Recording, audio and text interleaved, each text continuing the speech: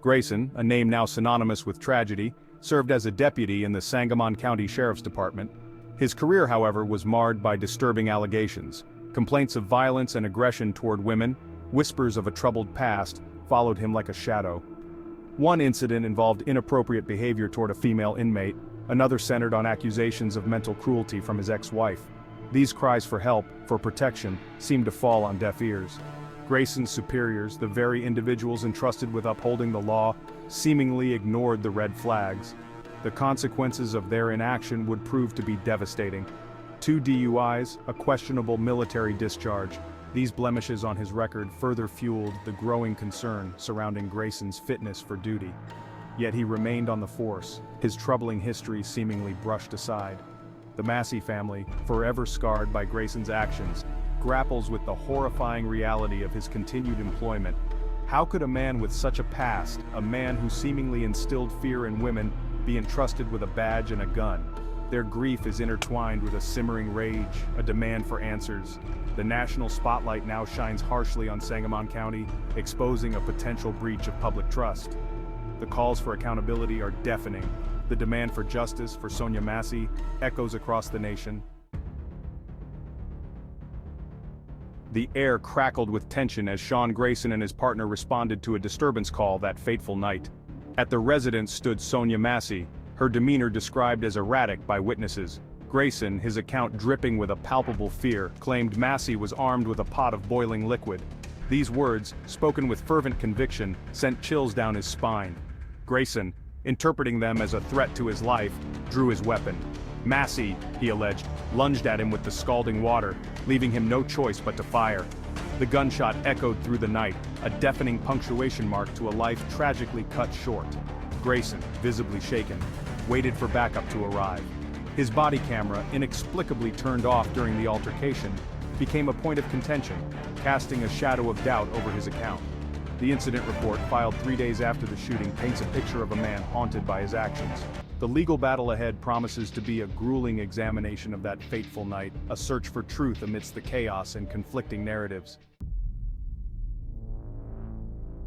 The Illinois State Police, tasked with unraveling the events of that fateful evening, meticulously pieced together the evidence.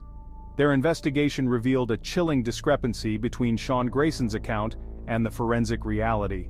Grayson's claim of being doused with boiling water crumbled under the weight of forensic evidence.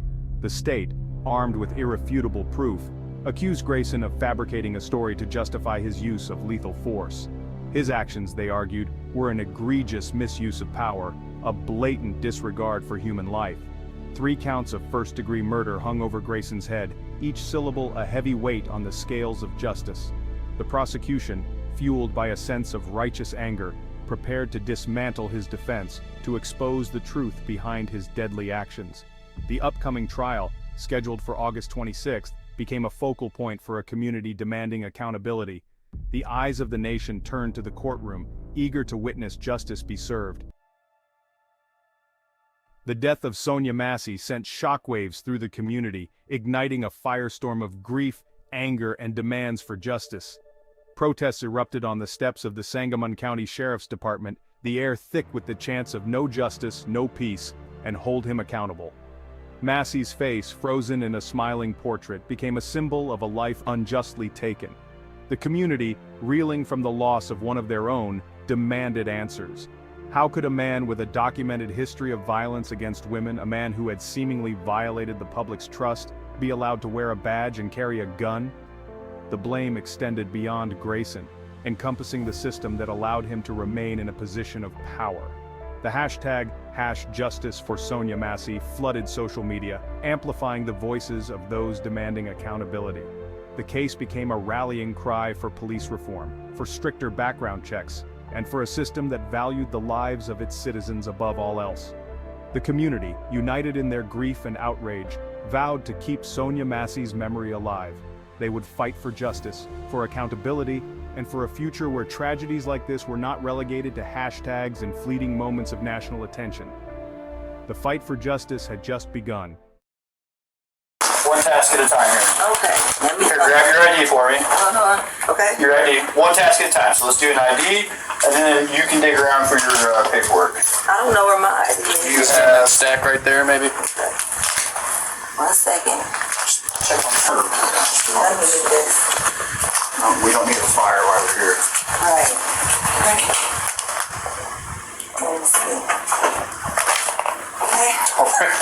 Where you going? Huh? Where you going? Away from your hot steaming water. Away from my hot steaming water? Yeah. Oh, I rebuke you in the name of Jesus. I rebuke you in the name of Jesus. No, I swear to God, I'll fucking shoot you right in your face. Okay, I'm sorry. Drop the pot! The drop the pot! Drop the 18 shots fired. shots fired! Shots fired! Drop the pot!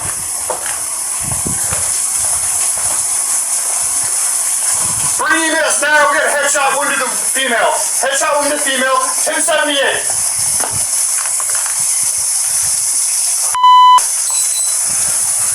I was on.